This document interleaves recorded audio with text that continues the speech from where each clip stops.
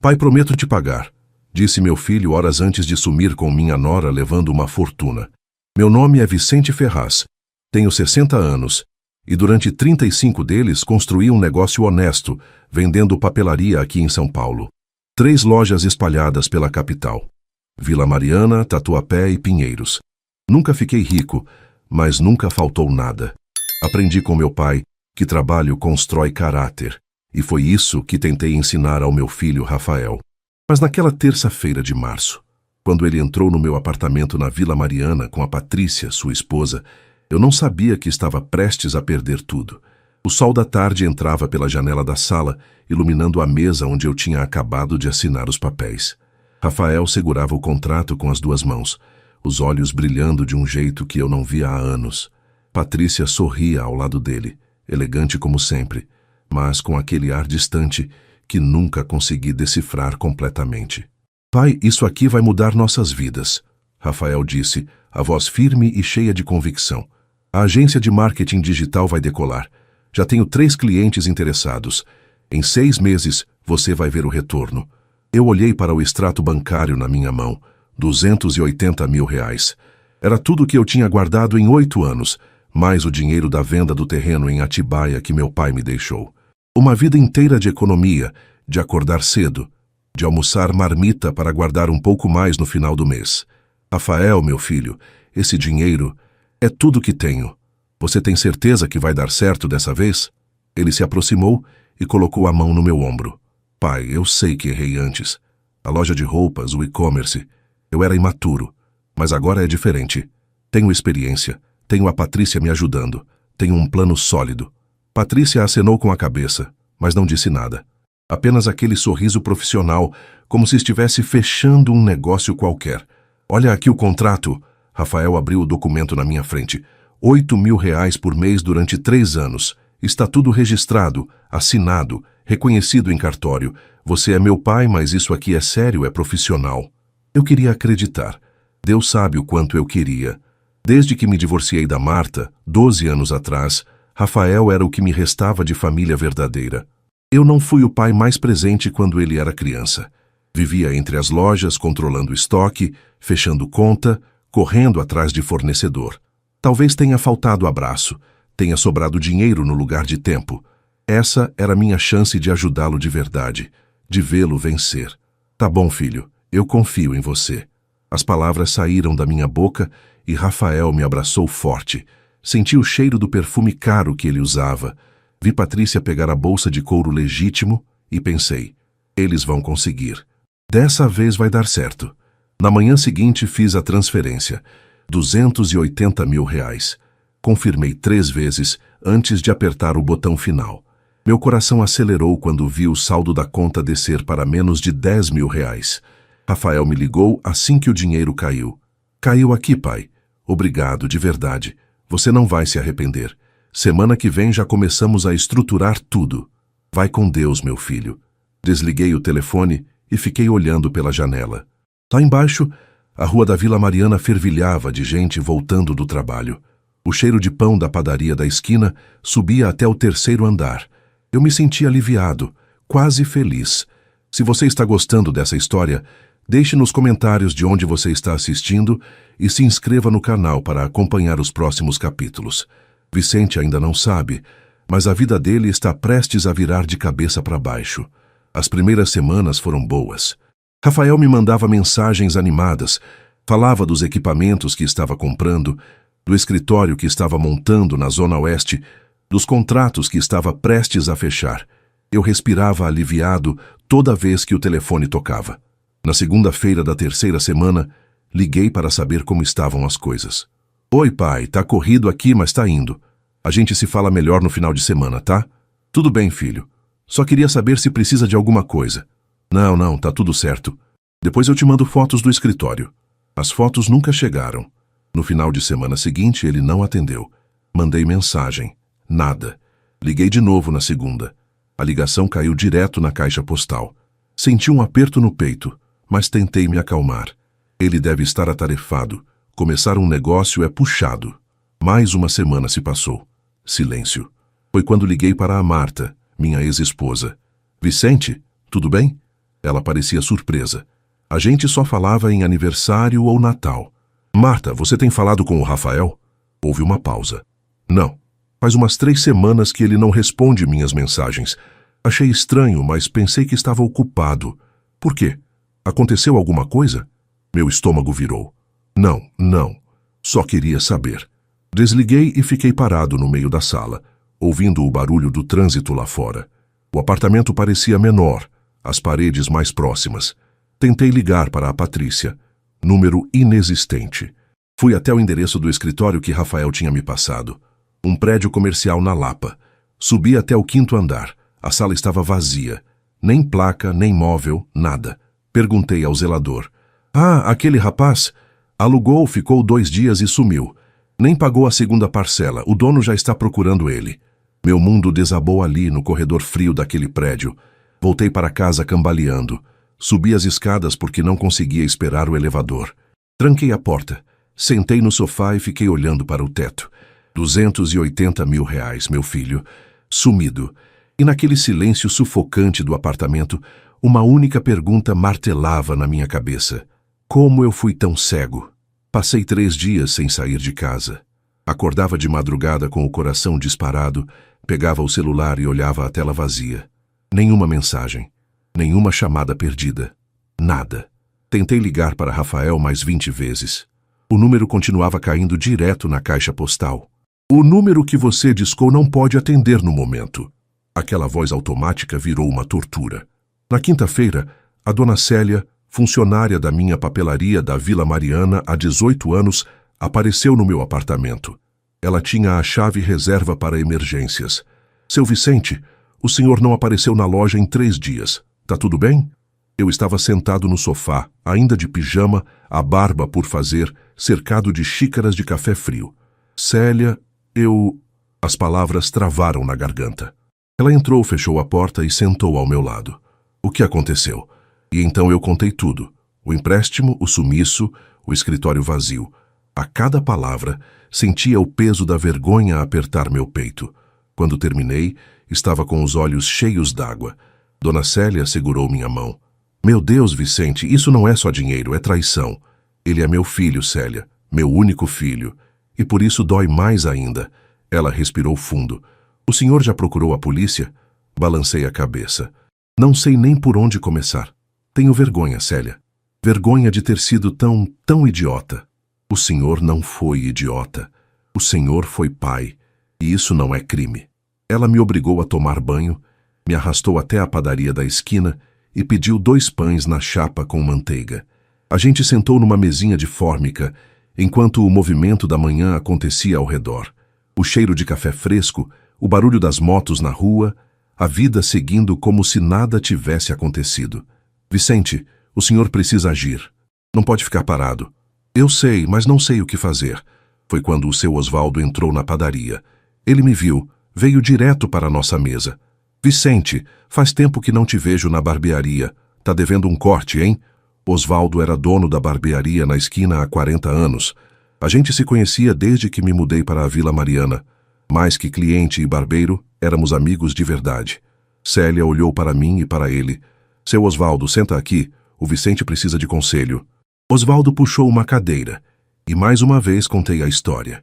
Ele ouviu em silêncio, o rosto sério, os olhos atentos. Quando terminei, ele suspirou fundo. Vicente, vou te falar uma coisa que vai doer, mas precisa ser dita. Seu filho não sumiu por acidente. Ele planejou isso. As palavras foram como um soco. Escritório alugado por 2 dias, contrato assinado só para te enganar, número bloqueado. Isso foi premeditado, amigo. Senti a bile subir na garganta. Mas por quê? Eu sempre dei tudo para ele. E talvez esse seja o problema. Osvaldo colocou a mão no meu ombro. Você deu tudo, mas não ensinou o valor de nada. Aquilo doeu mais do que eu esperava, porque era verdade. Depois da separação da Marta, eu tentei compensar minha ausência com dinheiro. Rafael queria um carro novo, eu dava. Queria viajar, eu pagava. Os 2 negócios que faliram, eu cobri os prejuízos sem nem perguntar muito. Eu criei um filho que sabia pedir, mas não sabia agradecer. O que eu faço agora, Osvaldo? Primeiro você vai à polícia fazer um boletim de ocorrência. Segundo, procura um advogado. Terceiro, você levanta dessa cadeira e volta a viver. Porque a vida não para, Vicente, e você não pode parar também. Naquela tarde segui o conselho. Fui até o 16º Distrito Policial e registrei o boletim de ocorrência. O delegado foi direto. Senhor Vicente, o senhor tem o contrato assinado? Tenho. Reconhecido em cartório. Então isso é estelionato. Vou abrir investigação, mas preciso ser sincero. Localizar alguém que sumiu de propósito pode demorar. Saí da delegacia com um protocolo na mão e um vazio no peito. 2 semanas se arrastaram. Eu voltei a trabalhar nas lojas, mas era como se estivesse no piloto automático. Atendia clientes, conferia a caixa, conversava com fornecedores, mas minha cabeça estava longe. À noite, sozinho no apartamento, eu abria o álbum de fotos antigas no celular. Rafael criança, Rafael adolescente, Rafael formado na faculdade com o canudo na mão. Eu ao lado dele, sorrindo, orgulhoso. Onde foi que tudo desandou? Foi numa terça-feira, 3 semanas depois do sumiço, que o telefone tocou. Número desconhecido. Atendi com o coração acelerado. Alô? Vicente? Era uma voz feminina, hesitante. Sim, quem fala? Aqui é a Júlia. A gente trabalhou junto na agência onde a Patrícia era freelancer. Meu corpo inteiro congelou. Você sabe onde ela está? Olha, eu não queria me meter, mas eu vi no Instagram dela. Ela está em Florianópolis. Florianópolis? É. Postou foto num apartamento de luxo na beira-mar. Ela e o Rafael estão morando lá. O sangue subiu para a minha cabeça. Tem certeza? Tenho. Inclusive, eles estão ostentando. Restaurante caro, roupas de grife. É tipo, tá na cara que estão gastando grana. Obrigado, Júlia, muito obrigado. Desliguei e fiquei parado no meio da sala. Florianópolis, apartamento de luxo, ostentando, com o meu dinheiro. Abri o Instagram, criei uma conta falsa e procurei o perfil da Patrícia. Não demorou para achar. A conta era pública. E lá estavam eles. Foto na varanda de um apartamento com vista para o mar. Rafael de óculos escuros, Patrícia de biquíni, taças de espumante na mão. A legenda. Recomeços são sempre bem-vindos. A próxima foto. Os dois num restaurante chique, pratos sofisticados na mesa. Outra, Rafael dirigindo um carro conversível. Senti as pernas fraquejarem. Sentei no chão da sala e coloquei as mãos no rosto. Eles estavam vivendo a vida dos sonhos. Com o dinheiro que eu juntei vendendo caneta, caderno, papel sulfite, com o suor de 35 anos de trabalho. Mas o que mais doeu não foi o dinheiro. Foi ver o sorriso no rosto do meu filho. Um sorriso sem culpa, sem remorso. Como se eu nunca tivesse existido. Naquela noite não consegui dormir. Fiquei olhando para o teto, ouvindo o silêncio pesado do apartamento. E pela primeira vez, uma pergunta diferente me veio à cabeça. Não era mais onde eu errei, era quem é esse homem que eu chamei de filho? Na manhã seguinte, levei as fotos do Instagram para a delegacia. O delegado olhou para a tela do celular, balançou a cabeça e suspirou. Senhor Vicente, isso aqui é prova de que eles estão com o dinheiro. Vou oficializar a localização e pedir bloqueio de contas bancárias. Quanto tempo isso demora? Depende do juiz. Pode levar semanas, até meses, mas pelo menos agora sabemos onde eles estão. Saí da delegacia com a sensação de que a justiça era lenta demais para a dor que eu sentia. Voltei para a papelaria da Vila Mariana. Dona Célia percebeu meu estado assim que entrei. Achou eles? Achei. Estão em Florianópolis morando num apartamento de luxo, gastando tudo. Ela fechou os olhos, respirou fundo. Meu Deus, essa menina e o Rafael, como conseguem dormir à noite? Não sei, Célia. E o pior é que eu não sei se quero saber. O dia se arrastou. Cada cliente que entrava, cada venda que eu registrava, tudo parecia sem sentido. À tarde, fechei a loja mais cedo e fui caminhar pelo parque do Ibirapuera. O sol estava se pondo. As árvores balançavam com o vento leve. Famílias passeavam com crianças. Tudo tão normal, tão sereno. E eu ali, um homem de 60 anos, traído pelo próprio sangue, tentando entender como seguir em frente. Sentei num banco perto do lago e olhei para a água parada. Minha imagem refletida parecia mais velha, mais cansada. Foi quando ouvi uma voz conhecida. Vicente? Levantei os olhos. Era a Marta, minha ex-esposa. Marta, o que você está fazendo aqui? Vim visitar minha irmã que mora perto. E você? Fiz um gesto vago, tentando respirar. Ela sentou ao meu lado e ficamos em silêncio por alguns segundos. Marta sempre foi uma mulher intuitiva. Tem a ver com o Rafael, não tem? Eu contei tudo. Pela terceira vez em poucas semanas, revivi cada detalhe da traição. Marta ouviu sem me interromper. Quando terminei, vi lágrimas nos olhos dela. Vicente, eu não sei o que dizer. Ele é meu filho também, mas isso é imperdoável. Você sabia que ele era capaz disso? Ela hesitou. Eu sempre soube que o Rafael era egoísta, desde criança. Lembra quando ele pegou o dinheiro da minha carteira para comprar videogame e mentiu dizendo que tinha achado na rua? Lembrei. Rafael tinha 12 anos. A gente relevou Vicente. Disse que era coisa de criança. Mas não era. Era caráter. A palavra caiu como chumbo. E a gente formou ele assim, continuou Marta. Você trabalhando demais. Eu tentando compensar a ausência, os dois dando tudo sem cobrar nada. A gente criou um homem que acha que o mundo deve a ele. Ela enxugou os olhos. Mas isso não justifica o que ele fez. Nada justifica. Ficamos ali até o céu escurecer. Antes de ir embora, Marta me abraçou. Vicente, se precisar de qualquer coisa, me liga. A gente pode não ser mais casado, mas a gente ainda é, sei lá, família de alguma forma. Aquilo me aqueceu o peito. Obrigado, Marta. Voltei para casa e pela primeira vez em semanas consegui comer alguma coisa. Um macarrão instantâneo, simples, mas era comida. Estava lavando a louça quando o telefone tocou. Número de Florianópolis. Meu coração disparou.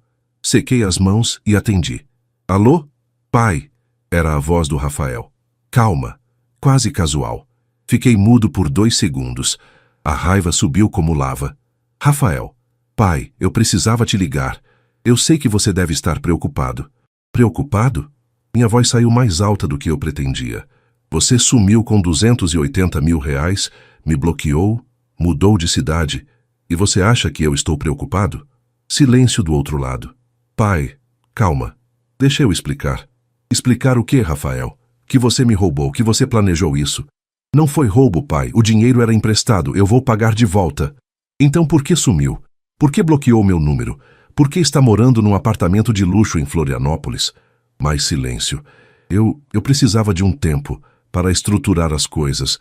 O negócio está indo devagar, mas vai dar certo, pai. Só preciso de mais tempo. Tempo? Eu estava tremendo. Você está postando foto em restaurante caro, dirigindo carro conversível e me fala de tempo? Pai, isso é investimento em imagem, marketing pessoal. Você não entende como funciona. Algo dentro de mim quebrou. Eu não entendo. Eu que trabalhei 35 anos vendendo caneta e papel, acordando às 6 da manhã, fechando loja às 10 da noite, guardando cada centavo. Eu não entendo? Pai, você está sendo injusto. Injusto? Injusto? Minha voz ecoou pelo apartamento. Eu te dei tudo o que eu tinha, Rafael, tudo. E você fugiu como um ladrão. Não foi assim. Foi exatamente assim. Você me enganou. Assinou um contrato falso, alugou um escritório por 2 dias só para fingir que era sério e sumiu. Isso tem nome, Rafael. Chama estelionato. Ouvi a respiração dele do outro lado. Pesada, irritada. Tá bom, pai. Se é assim que você vê, então... Fazer o quê, né? Rafael, eu registrei boletim de ocorrência. A polícia já sabe onde você está. Um silêncio gélido. Você fez o quê? Você me roubou, Rafael. Eu não vou deixar passar. Pai, você tá falando sério? Você vai me denunciar, seu próprio filho? Você deixou de ser meu filho quando me traiu. Desliguei o telefone. Minhas mãos tremiam. Meu corpo inteiro tremia. Sentei no chão da cozinha e deixei as lágrimas caírem. Lágrimas de raiva, de tristeza, de luto. Porque naquele momento eu entendi uma coisa. O Rafael que eu conhecia, ou que eu achava que conhecia, nunca existiu. Os dias que se seguiram foram os mais solitários da minha vida. Eu acordava, ia para as lojas, voltava para casa e a rotina se repetia sem cor, sem gosto. O apartamento parecia maior, mais vazio. O silêncio era ensurdecedor. À noite, sentava no sofá e ficava olhando para a TV sem realmente ver nada. Programas passavam, propagandas, noticiários, tudo distante, como se eu estivesse debaixo d'água. Na quinta-feira, seu Osvaldo apareceu na papelaria. Vicente, você não apareceu para cortar o cabelo. E olha que você tá precisando, hein? Ele forçou um sorriso. Passei a mão nos cabelos desgrenhados. Tá na hora. Então vem, agora. Fui até a barbearia. O cheiro de talco e loção pós-barba me trouxe uma sensação estranha de conforto.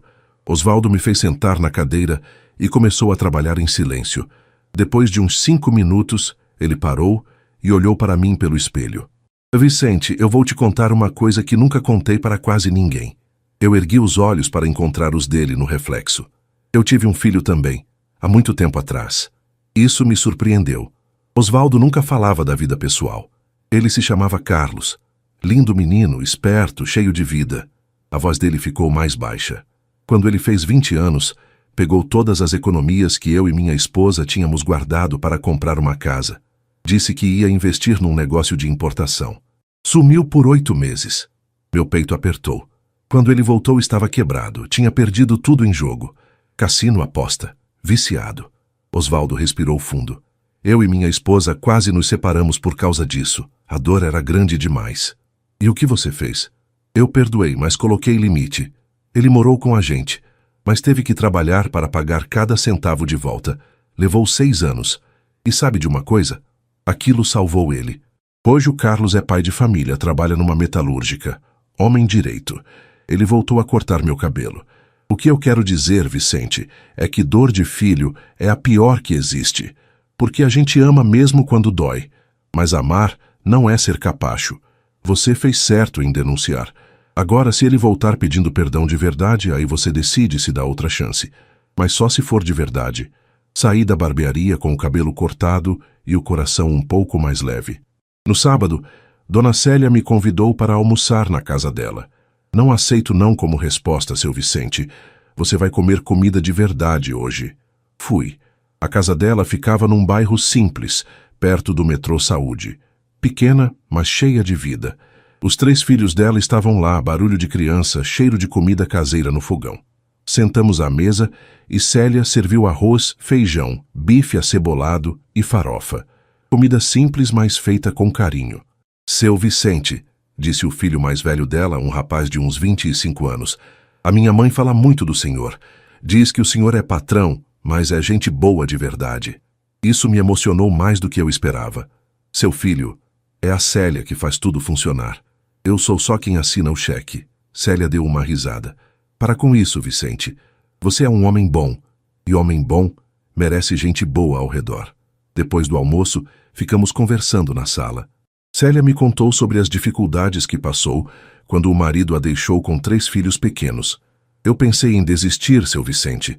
Teve dia que eu chorei tanto que achei que não ia aguentar. Mas sabe o que me salvou? As pessoas. A vizinha que cuidava das crianças quando eu trabalhava. O dono da padaria que me dava pão velho no final do dia. O senhor que me deu emprego quando ninguém mais quis. Ela segurou minha mão. A gente não escolhe a família de sangue. Mas a gente escolhe quem fica na nossa vida. E eu escolho o Senhor como família. Voltei para casa naquela noite com o coração aquecido. Ainda doía muito. Mas pela primeira vez senti que não estava completamente sozinho. Na segunda-feira, o advogado que eu tinha procurado, Dr. Marcelo Andrade, me ligou. Senhor Vicente, consegui o bloqueio judicial. As contas bancárias do Rafael e da Patrícia foram congeladas. Meu coração acelerou. E agora? Agora eles vão ter que se manifestar. Ou devolvem o dinheiro ou vão responder criminalmente. A justiça é lenta, mas ela anda. Desliguei o telefone e senti algo que não sentia há semanas. Esperança. Não esperança de que tudo voltasse a ser como antes. Isso eu sabia que era impossível, mas esperança de que talvez a justiça fosse feita e que eu conseguisse, de alguma forma, reconstruir minha vida. Naquela noite, antes de dormir, fiz algo que não fazia há muito tempo. Orei. Não sou um homem religioso. Nunca fui de ir à igreja todo domingo. Mas naquele momento, de joelhos ao lado da cama, com a luz do poste da rua entrando pela janela, eu falei com Deus. Senhor, eu não sei se mereço sua ajuda. Eu falhei como pai, falhei como homem, mas eu preciso de força. Preciso acreditar que ainda há um caminho, que ainda há um sentido. Me mostra o que fazer. Me dá forças para seguir. Não houve voz do céu. Não houve milagre. Mas quando deitei na cama pela primeira vez em semanas, dormi a noite inteira. 3 semanas depois do bloqueio judicial, recebi uma ligação de um número desconhecido de Florianópolis. Atendi cauteloso. Alô? Vicente Ferraz? Era uma voz feminina, tensa. Sim, quem fala? Aqui é Patrícia. Meu corpo inteiro ficou rígido. Silêncio pesado do outro lado. Vicente, eu preciso falar com você. Sobre o que, Patrícia? Sobre os R$280 mil que você e meu filho roubaram. Não foi roubo. A voz dela tremeu. Olha, eu sei que você tá com raiva, eu entendo. Mas a situação aqui tá complicada. Complicada? Soltei uma risada amarga. Você tá morando num apartamento de luxo, ostentando em rede social, e a situação tá complicada? Vicente, a conta foi bloqueada. A gente não tem mais acesso a nada. O dinheiro que sobrou, o Rafael, ele gastou. Gastou? Ele tem um problema. Com o jogo. Aposta online. Senti o chão sumir debaixo dos meus pés. Você está me dizendo que meu filho gastou R$280 mil em aposta? Não tudo, mas uma boa parte. Vicente, eu não sabia. Quando descobri, já era tarde. A raiva que eu sentia se transformou em algo pior. Desgosto, nojo. E você está me ligando por quê, Patrícia? Quer que eu tenha pena? Não. Eu vou devolver a parte que ainda tenho. Vou fazer um acordo.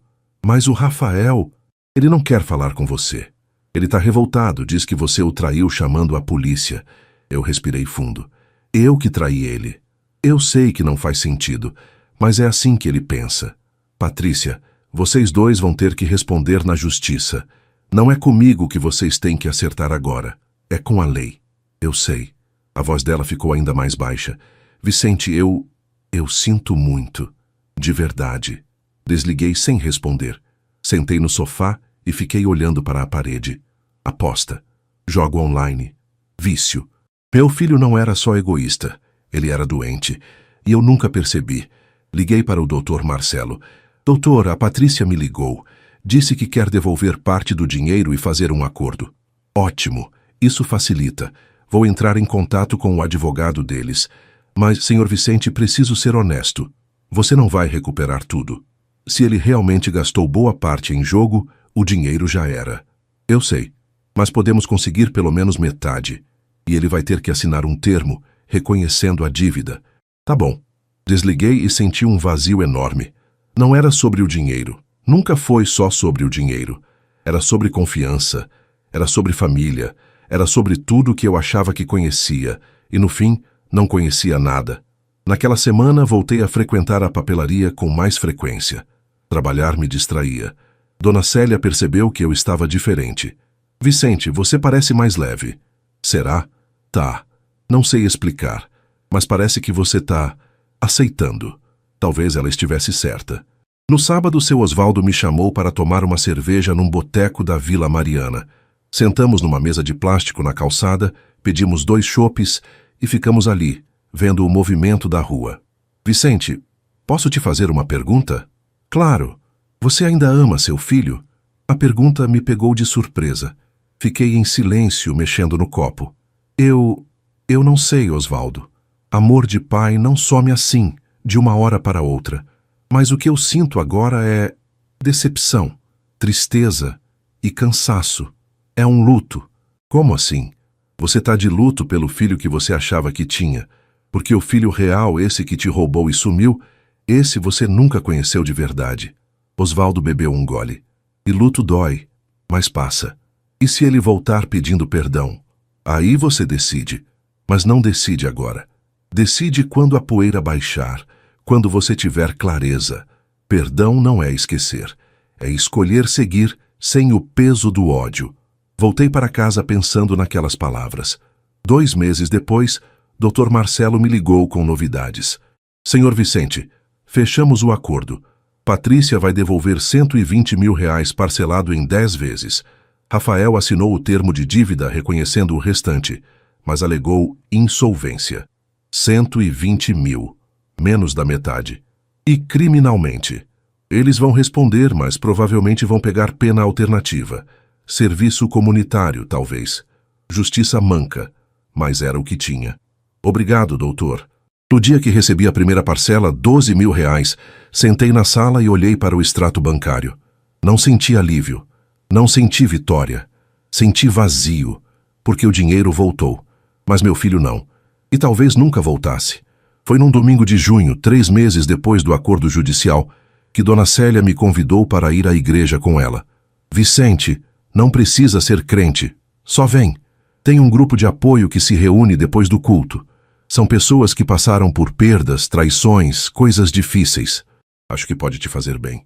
Hesitei. Nunca fui de frequentar igreja. Mas Célia tinha um jeito de insistir sem pressionar, e acabei aceitando. A igreja era simples, numa rua tranquila perto do metrô Ana Rosa. Paredes brancas, bancos de madeira, um crucifixo na parede. Gente de todo tipo. Idosos, jovens, famílias, pessoas sozinhas como eu. O culto foi emocionante. O pastor falou sobre recomeços, sobre como Deus restitui o que foi roubado, sobre não desistir mesmo quando tudo parece perdido. Algumas palavras me tocaram fundo. A traição dos que amamos nos ensina que a verdadeira família não vem do sangue. Vem de quem permanece quando tudo desmorona. Vem de quem te estende a mão quando você não consegue mais se levantar sozinho. Depois do culto, descemos para uma sala no subsolo. Havia cerca de 15 pessoas sentadas em círculo. Cadeiras de plástico, café aguado em copos descartáveis, mas um calor humano que eu não sentia há muito tempo. O coordenador, um senhor de cabelos grisalhos chamado Pastor Evandro, deu as boas-vindas. Sejam todos bem-vindos. Aqui é um espaço seguro, sem julgamentos. Cada um compartilha se quiser, e ouvimos com respeito. Uma mulher começou. Falou sobre a filha viciada em drogas que tinha roubado tudo da casa dela. Chorou. O grupo ouviu em silêncio, e depois várias pessoas oraram por ela. Um homem contou sobre a falência do negócio da família por causa de um sócio desonesto. Outro falou sobre o divórcio depois de 30 anos de casamento. Quando chegou minha vez, respirei fundo. Meu nome é Vicente. Tenho 60 anos.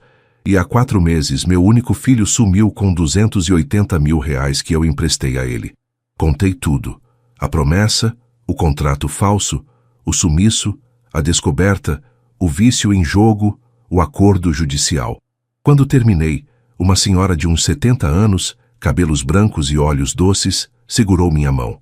Vicente, sei como é. Meu filho me abandonou num asilo e sumiu por 2 anos. A dor de ser traído por quem a gente gerou é indescritível. E como você superou? Eu escolhi perdoar, não por ele, por mim, porque o ódio estava me matando por dentro. Ela sorriu. E sabe de uma coisa? Quando eu perdoei, Deus colocou pessoas na minha vida que viraram minha família de verdade. Hoje tenho amigos que valem mais do que qualquer laço de sangue. Pastor Evandro concordou. Vicente, a Bíblia fala que Jesus escolheu 12 homens para serem sua família. Não eram parentes, eram amigos, irmãos de escolha. E um deles o traiu. Mas Jesus seguiu em frente e encontrou em outros o amor verdadeiro. Aquelas palavras ficaram ecoando em mim por dias. Comecei a frequentar o grupo toda semana. E algo em mim foi mudando. Devagar, mas mudando. Numa quarta-feira, enquanto organizava a papelaria, Dona Célia veio até mim com uma proposta. Vicente, tenho pensado numa coisa há algum tempo. Você já pensou em abrir uma 4ª loja? Já pensei, mas com tudo que aconteceu, não sei se tenho cabeça para isso. E se fosse uma sociedade? Eu entro com trabalho e um pouco de dinheiro que guardei. Você entra com experiência e contatos. A gente divide meio a meio. Olhei para ela surpreso. Célia, você tem certeza? Tenho. Vicente, você me deu emprego quando eu não tinha nada. Me tratou com respeito, me pagou direito, confiou em mim. Agora é minha vez de retribuir. Senti os olhos marejarem. Célia, eu não sei o que dizer. Diz que sim. Ela sorriu. E eu disse. 2 meses depois, abrimos a 4ª papelaria, pequena, numa galeria comercial perto da estação Paraíso do metrô. Mas era nossa. No dia da inauguração, seu Osvaldo apareceu com um buquê de flores. Parabéns, parceiro. Você merece. Dona Célia trouxe os 3 filhos. A loja estava cheia de amigos, clientes antigos, gente do bairro. E enquanto eu olhava aquele movimento, aquelas pessoas rindo, conversando, me cumprimentando, percebi algo. Eu tinha uma família. Não era a que eu imaginei. Não era de sangue, mas era real. Era verdadeira. Era minha. Naquela noite, sozinho no apartamento, agradeci a Deus. Senhor, obrigado. Obrigado por não me deixar sozinho. Obrigado por colocar pessoas boas no meu caminho. Eu perdi um filho, mas ganhei irmãos. Era uma terça-feira de setembro, quase 6 meses depois do sumiço, quando meu telefone tocou. Número de Florianópolis. Mas não era Patrícia, era Rafael. Fiquei olhando para a tela por 3 toques antes de atender. Alô? Pai. A voz dele estava diferente. Rouca, cansada. Rafael. Silêncio pesado. Pai, eu preciso falar com você. Sobre o quê? Sobre tudo. Sobre o que eu fiz. Eu estraguei tudo, pai. Algo no tom dele me fez sentar. O que aconteceu? A Patrícia me deixou. Levou o resto do dinheiro e foi embora com outro cara. Eu tô sozinho aqui sem nada. A conta tá bloqueada, eu devo aluguel, devo em tudo quanto é lugar. Esperei ele continuar. Pai, eu sei que não tenho moral nenhuma para te pedir isso, mas eu preciso de ajuda. A raiva antiga voltou a ferver. Ajuda? Você quer que eu te ajude? Pai, eu sei que fui um idiota. Eu sei que te traí, mas eu sou seu filho. Filho. A palavra saiu como um tapa. Rafael, você deixou de ser meu filho quando pegou minha confiança, enfiou num contrato falso e sumiu para viver de farra. Você não é meu filho. Você é um estranho. Pai, por favor. Por favor, o quê? Você quer que eu esqueça? Que eu finja que nada aconteceu? Você gastou 280 mil reais, a economia da minha vida inteira, em aposta, em jogo. Enquanto eu mal conseguia dormir de preocupação, você estava num cassino online torrando tudo. Eu sei. Eu tenho um problema, pai. Eu sou viciado. Eu preciso de ajuda. Então procura ajuda, mas não comigo. Pai, eu não tenho mais ninguém. A Patrícia foi embora. A mãe não quer falar comigo. Meus amigos sumiram. Eu tô sozinho. E sabe o que doeu mais? Não foi a situação dele. Foi perceber que em algum lugar bem fundo ainda doía ver meu filho assim. Rafael, o que você quer de mim? Eu quero voltar para São Paulo. Quero me tratar. Quero pedir perdão de verdade. Fechei os olhos. Perdão não apaga o que você fez. Eu sei, mas é tudo que eu tenho para oferecer. Desliguei sem responder. Passei a noite inteira acordado, olhando para o teto. A mesma pergunta martelando na minha cabeça. O que eu faço? No dia seguinte, fui até a barbearia do seu Osvaldo. Vicente, pelo jeito da sua cara, aconteceu alguma coisa. Contei sobre a ligação. Osvaldo ouviu em silêncio, depois suspirou fundo. E você? O que quer fazer? Não sei. Parte de mim quer mandar ele se virar. Outra parte sente pena. Pena não reconstrói confiança, Vicente. Eu sei, mas ele é meu filho, Osvaldo, mesmo depois de tudo. Então vou te dar o mesmo conselho que deram para mim quando meu filho voltou. Amor não é fazer tudo pela pessoa. Amor é dar limites, exigir responsabilidade. Se você quer ajudar seu filho de verdade, não dá peixe. Ensina a pescar. Pensei naquilo por 3 dias. No sábado, liguei para Rafael. Pai, ele atendeu no primeiro toque. Rafael, eu vou te fazer uma proposta. E é pegar ou largar. Tô ouvindo. Eu pago sua passagem de volta para São Paulo, mas você não vai morar comigo. Vou alugar uma kitnet simples para você. Vou pagar 3 meses adiantado. Nesse tempo, você vai procurar emprego, vai se inscrever num grupo de apoio para viciados em jogo e vai assinar um termo de compromisso comigo. Que termo? Você vai trabalhar para pagar o que me deve. Não tudo de uma vez. Mas vai pagar. E enquanto não pagar, você não vai ver um centavo meu além do combinado. Silêncio. Rafael, essa é minha proposta. Você aceita ou não? Eu aceito, pai. Mais uma coisa. Se você voltar a jogar, se eu descobrir que você mentiu ou me enganou de novo, acabou. Definitivamente, você entendeu? Entendi. Então tá. Vou comprar a passagem. Você volta semana que vem. Desliguei e senti um peso enorme. Não era alívio. Era medo. Medo de estar fazendo a escolha errada. Medo de ser traído de novo. Contei para Dona Célia. Ela me olhou com preocupação. Vicente, você tem certeza? Não, mas eu preciso tentar. Não por ele, por mim.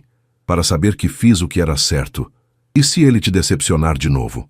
Aí eu vou ter paz de consciência. porque vou saber que dei a última chance. Pastor Evandro, do grupo de apoio, disse algo parecido. Vicente, perdoar não é ser bobo, é dar uma oportunidade de mudança. Mas oportunidade com limite. Se a pessoa não aproveita, o problema é dela, não seu. Rafael voltou numa quinta-feira. Fui buscá-lo na rodoviária do Tietê.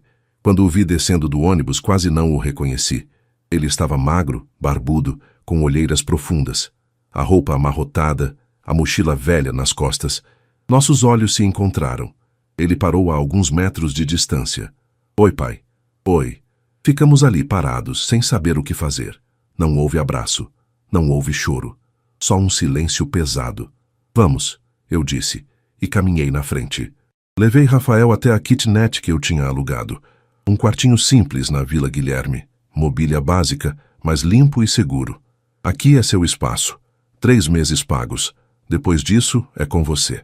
Ele olhou ao redor e assentiu. Obrigado, pai. Amanhã você vai comigo numa reunião do grupo de apoio. E segunda-feira vai começar a procurar emprego. Tá bom. Antes de ir embora, virei para ele. Rafael, eu não confio em você. Ainda não. Confiança se reconstrói com tempo e atitude. Mas eu tô te dando uma chance, não desperdiça. Ele engoliu seco. Não vou desperdiçar, pai, eu prometo. Promessa sua não vale nada para mim agora. Só suas ações. E saí. No caminho de volta para casa, parei num sinal vermelho e olhei pela janela. A cidade estava viva, gente indo e vindo, cada um com sua história, sua dor, sua luta. E eu ali, um homem de 60 anos, tentando reconstruir o que foi destruído. Será que era possível? Será que Rafael era capaz de mudar? Eu não sabia. Mas pela primeira vez tinha esperança. Esperança pequena, frágil, mas viva. Os primeiros dias de Rafael em São Paulo foram tensos. Ele apareceu na reunião do grupo de apoio na sexta-feira, como combinado. Sentou num canto, calado, cabisbaixo. Quando foi sua vez de falar, a voz saiu baixa, quase envergonhada. Meu nome é Rafael, tenho 32 anos e eu sou viciado em apostas.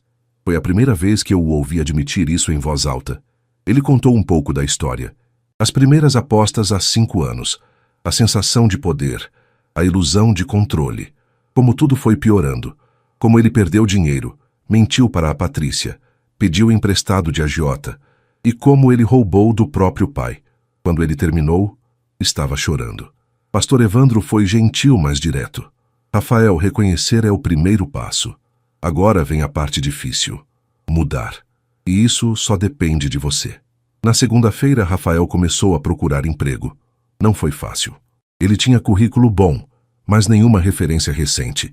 3 meses de ostentação em Florianópolis deixaram um buraco feio. Na segunda semana, conseguiu um trabalho como atendente numa loja de materiais de construção na Zona Norte. Salário de R$ 1.500. Menos do que ele ganhava antes, muito menos do que ele achava que merecia. Mas era um começo. Numa quarta-feira, ele me ligou. Pai, consegui o emprego. Ótimo, parabéns. Silêncio. Pai, será que a gente pode conversar? Pessoalmente? Hesitei. Sobre o quê? Sobre tudo. Sobre nós. Marcamos num café da Vila Mariana no sábado de manhã. Cheguei primeiro. Pedi um café preto e fiquei olhando o movimento da rua. Rafael chegou 10 minutos depois, de uniforme da loja, direto do trabalho. Sentou na minha frente. Obrigado por vir, pai. Acenou com a cabeça. Pai, eu não sei por onde começar. Eu estraguei tudo. Eu sei disso. Mas eu queria que você soubesse que eu tô tentando. De verdade. Rafael, eu não vim aqui para ouvir desculpas. Não é desculpa, é reconhecimento. Eu passei a vida inteira achando que o mundo me devia alguma coisa, que eu merecia sucesso fácil, dinheiro rápido, vida boa sem esforço. Ele olhou para as próprias mãos. E quando eu não conseguia, eu apostava. Porque na aposta, por alguns minutos, eu me sentia poderoso, no controle. E olha onde isso te levou. Eu sei. Eu perdi tudo. Dinheiro, casamento, dignidade. E o pior de tudo, eu perdi você. Aquilo me atingiu. Rafael, você não me perdeu porque falhou. Você me perdeu porque mentiu, porque me enganou. Porque pegou minha confiança e cuspiu nela. Ele abaixou a cabeça. Eu sei. E sabe o que dói mais? Não é o dinheiro. É saber que você foi capaz disso. Que o filho que eu criei, que eu amei, era capaz de me olhar nos olhos e mentir. Pai, eu sinto muito. Eu sei que isso não muda nada, mas eu sinto. Fiquei em silêncio. Bebi um gole de café. Rafael, eu te dei uma chance. Não porque você merece, mas porque eu preciso saber que tentei. Agora, se você desperdiçar essa chance, não vai ter outra. Não vou desperdiçar. Vamos ver. Nos meses seguintes, Rafael trabalhou. Todos os dias. Sem falta. No final do primeiro mês, ele me ligou. Pai, recebi o salário, quero te dar R$ 500. Rafael, você não precisa... Preciso sim. Eu devo para você. E vou pagar. Aos poucos, mas vou. Aceitei o dinheiro. Não porque precisava, mas porque sabia que para Rafael aquilo significava algo. Responsabilidade. Dona Célia acompanhava tudo de perto. Vicente, você acha que ele mudou de verdade? Não sei, Célia, mas ele está tentando. E isso já é mais do que eu esperava. No grupo de apoio, Rafael começou a se abrir mais. Fez amizade com outros viciados em recuperação.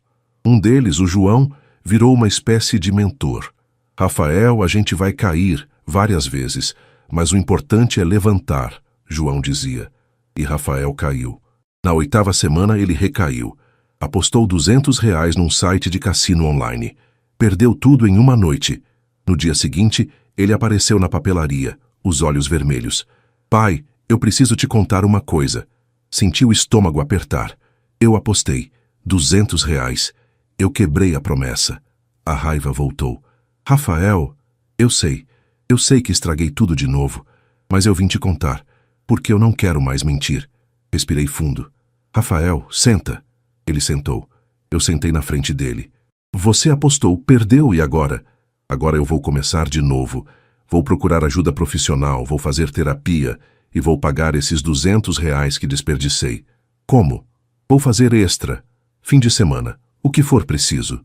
Olhei para ele. Pela primeira vez vi algo diferente.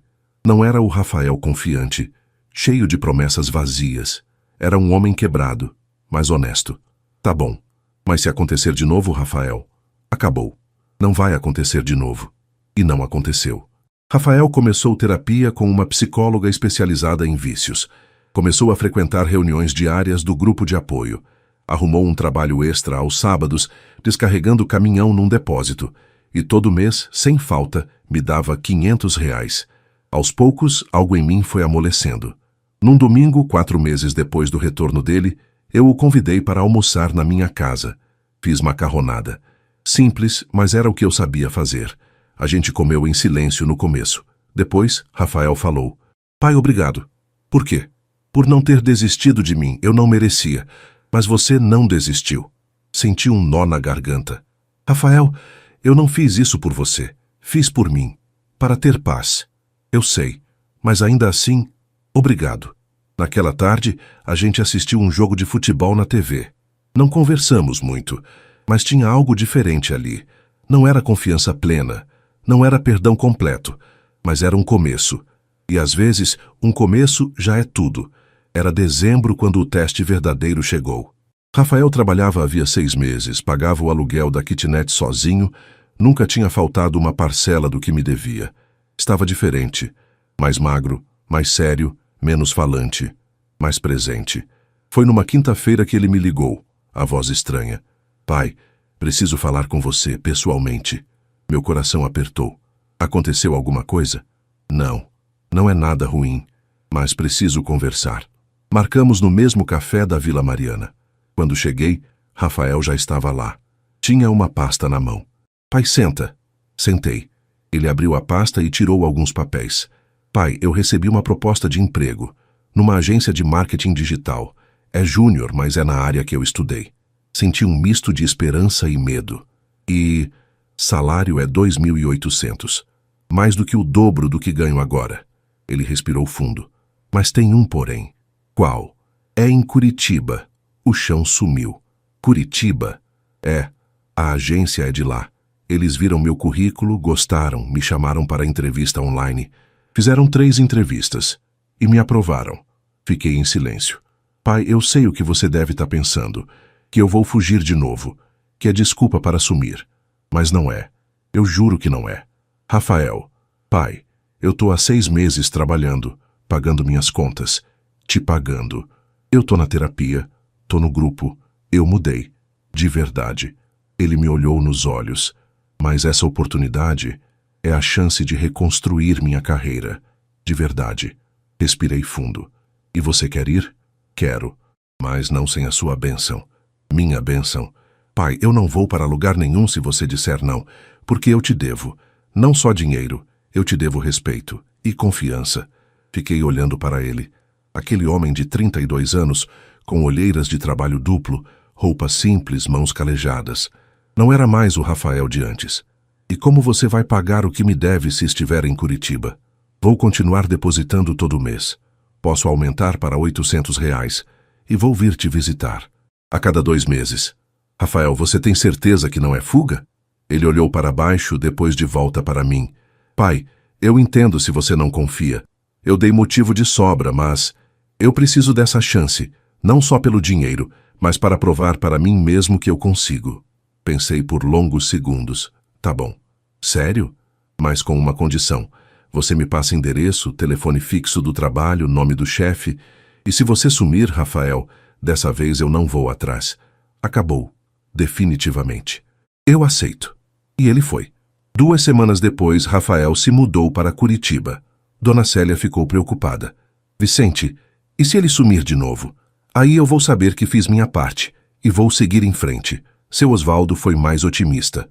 Vicente, às vezes a gente precisa deixar o filho voar para ele crescer de verdade. Mas eu estava com medo.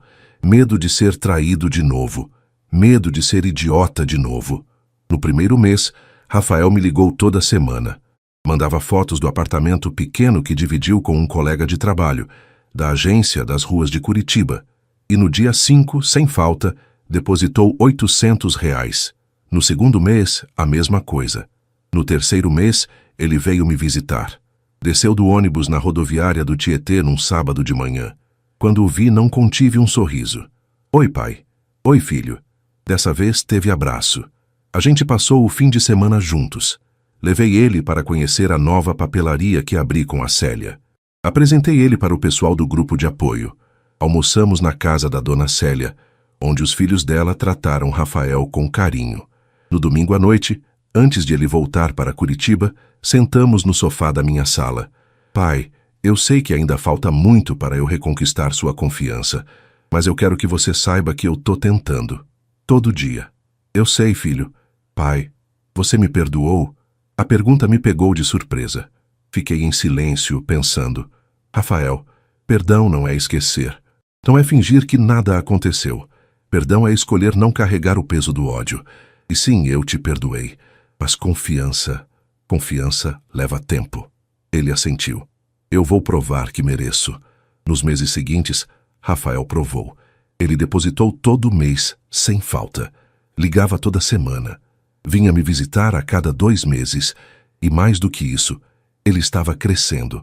Foi promovido na agência, começou a liderar projetos, fez amigos de verdade, continuou na terapia, mesmo de longe, por videochamada. E 1 ano depois, numa tarde de sábado, ele me ligou. Pai, posso ir aí te visitar semana que vem? Tenho uma notícia. Claro, tá tudo bem? Tá, é uma notícia boa. Quando ele chegou, trazia uma mulher ao lado. Morena, sorriso tímido, olhos gentis. Pai, essa é a Fernanda, minha namorada. Cumprimentei ela, surpreso. Prazer. O prazer é meu, seu Vicente. O Rafael fala muito do senhor. Sentamos os 3 na sala. Rafael segurou a mão dela. Pai, a Fernanda e eu nos conhecemos na terapia. Ela também está em recuperação, de vício em compras. Fernanda sorriu sem graça. A gente se entende. E a gente tem se ajudado muito. Ela me ajuda a não cair. Eu ajudo ela. A gente está construindo algo saudável. Olhei para os 2. Havia algo de verdadeiro ali. Pai, eu não vim aqui para pedir bênção para casar nem nada disso. A gente está devagar. Mas eu queria que você conhecesse ela, porque ela é importante para mim. Senti os olhos marejarem. Fernanda, seja bem-vinda.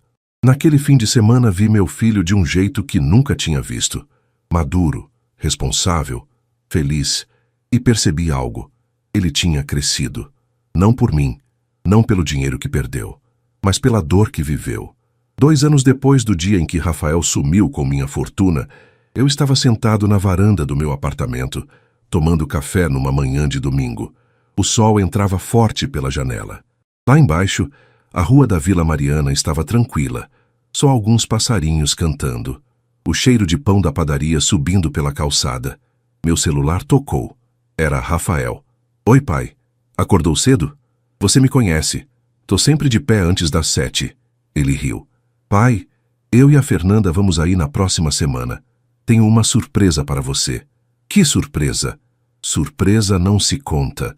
Você vai gostar. Desliguei sorrindo. Rafael tinha mudado. De verdade.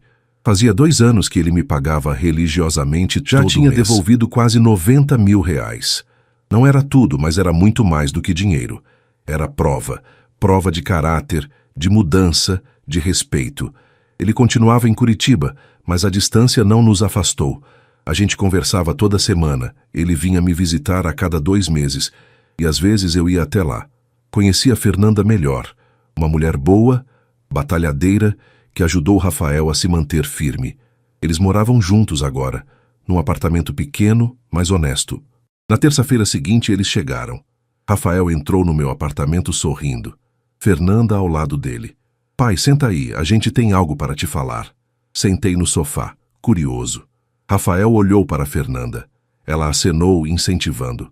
Pai, a gente vai se casar. Senti o peito aquecer. Sério? Sério. Vai ser simples, no civil. Mas a gente queria saber se você aceita ser nosso padrinho. Os olhos encheram d'água. Rafael, filho, eu aceito. Claro que aceito.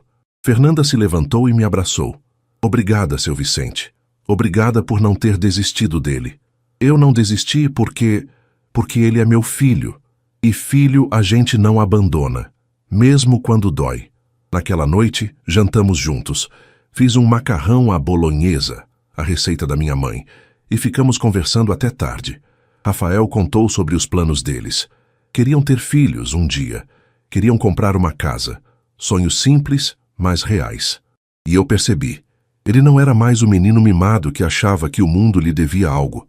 Ele era um homem. No sábado daquela semana, fui à igreja com Dona Célia. O pastor Evandro pregou sobre família. A verdadeira família não é só aquela que nasce conosco. É aquela que escolhe ficar, que nos ajuda a levantar quando caímos, que nos ama não porque somos perfeitos, mas porque somos humanos. Olhei ao redor. Lá estavam seu Osvaldo, Dona Célia, João do grupo de apoio, Fernanda, Rafael, minha família. Não eram todos de sangue, mas eram todos de coração. Depois do culto, a gente foi almoçar na casa da Célia. Ela fez feijoada, arroz, farofa, couve. A mesa estava cheia. Filhos dela, netos, amigos do bairro, todos conversando, rindo. Rafael estava ao meu lado. Ele olhou ao redor e sussurrou. Pai, obrigado. Por quê? Por me ensinar o que é família de verdade. 3 meses depois foi o casamento. Simples, num cartório pequeno em Curitiba. Só família e amigos próximos. Eu, Marta, Dona Célia, seu Osvaldo, alguns colegas de trabalho deles. Quando o juiz perguntou se havia alguém contra a união, o silêncio foi respeitoso. E quando Rafael e Fernanda disseram sim, os dois estavam chorando. Depois da cerimônia, Rafael veio até mim. Pai, eu sei que nunca vou conseguir pagar tudo que te devo. Não só o dinheiro, mas a paciência, o perdão, a chance. Rafael, você já pagou mais do que imagina. Como? Você mudou. E isso vale mais do que qualquer dinheiro. Naquela noite, enquanto voltava para São Paulo no ônibus, fiquei olhando pela janela. As luzes da estrada passavam rápido. O céu estava estrelado. Pensei em tudo o que aconteceu. A traição, a dor, a raiva, o desespero. Mas também pensei em Dona Célia, seu Osvaldo, pastor Evandro, Fernanda. Pensei em Rafael, que caiu, mas levantou. E pensei em mim, um homem de 62 anos que perdeu uma fortuna, mas ganhou algo muito maior. Sabedoria, família verdadeira e paz. Quando cheguei em casa, antes de dormir, fiz uma oração. Senhor, obrigado. Obrigado por não me deixar sozinho. Obrigado por colocar pessoas certas no meu caminho. Eu perdi dinheiro, mas ganhei vida. E isso não tem preço. Fechei os olhos e dormi em paz, porque aprendi uma verdade que ninguém consegue roubar. Família verdadeira não vem do sangue. Vem de quem fica quando tudo desmorona. Vem de quem te estende a mão quando você não consegue mais se levantar sozinho. E isso ninguém me tira.